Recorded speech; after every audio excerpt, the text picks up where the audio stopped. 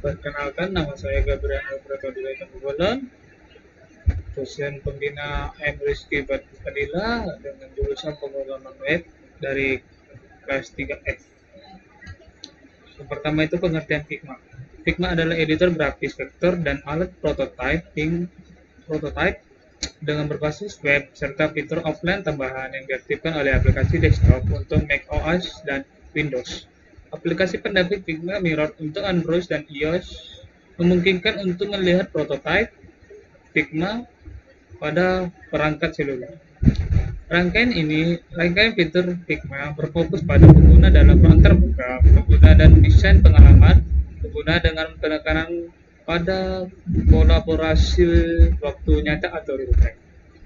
Oke, yang kedua itu fungsi Figma. Figma adalah alat atau tools yang solid dengan paket gratis yang tersedia yang bisa dicoba bagi siapa saja yang bekerja di ruang digital.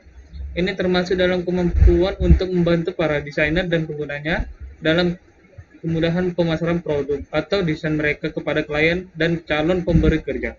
Secara umum, Figma paling dihargai dan digunakan oleh mereka yang bekerja dalam tim yang lebih kolaboratif dan aktif, dan menampilkan keunggulan banyak fitur. Alat desain dan prototipe proyek sejenis tidak memiliki fitur kunci serta kemampuan seperti Figma, sehingga Figma menjadi pilihan utama jika dibandingkan dengan fitur yang lain.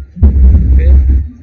Yang selanjutnya itu adalah fitur-fitur utama Figma. Yang pertama itu alat pena modern yang memungkinkan Anda menggambarkan ke segala arah dan desain unsur instan. Yang kedua, fitur font open type. Yang ketiga, tugas otomatis melalui plugin untuk elemen berulang untuk mempercepat proyek. Yang ketiga, alat seleksi cerdas dengan penyesuaian otomatis untuk pengaturan jarak, pengaturan dan perorganisasi.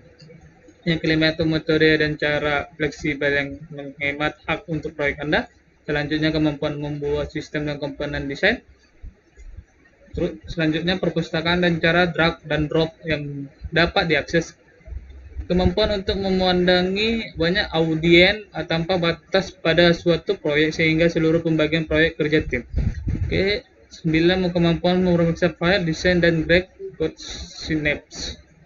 10, fitur ekspor mudah yang memiliki tautan langsung atau bukan hanya format PDF data. 11, desain interaksi dan prototipe yang dioptimalkan untuk seluler. Yang ke-12, animasi cerdas untuk menghubungkan objek dan transisi. Ke-13, komentar tersemat atau embedded comment. Ke-14, kemampuan untuk mengedit bersama dengan tim secara waktu nyata atau real time di ruang desain bersama. Yang terakhir, lewat versi yang memungkinkan Anda mengetahui segala sesuatu atau progres yang telah berubah dan siapa saja yang melakukannya. Selanjutnya, ini adalah kelebihan dan kekurangan Figma. Yang pertama itu kelebihan Figma ada 4. Pertama, kolaborasi dapat dilakukan secara real time atau waktu nyata dengan transparansi yang baik sehingga memudahkan tim desain untuk bisa saling bekerja sama. Yang kedua itu memiliki fitur untuk berbagi file yang cepat dan mudah. Yang ketiga, alat desain ini berbasis cloud sehingga Anda tidak perlu melakukan penyimpanan desain secara manual di komputer. Desain juga menjadi lebih mudah untuk diakses di mana saja. Yang terakhir itu, Figma support untuk berbagai macam plugin. Desainer dapat menggunakan beragam plugin untuk menambah fungsionalitas Figma. Oke, yang kekurangannya itu ada 4 juga, teman-teman. Pertama, karena menggunakan browser, maka desainer harus online ketika akan mengerjakan desain.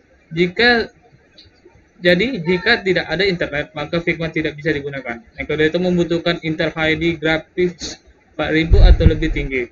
Yang ketiga itu local change dapat mempersulit desainer untuk melihat perubahan dan pembaruan desain. Yang keempat, anggota tim hanya bisa mengakses file hanya ketika desain sudah diunggah ke library sehingga dapat mengakibatkan delay.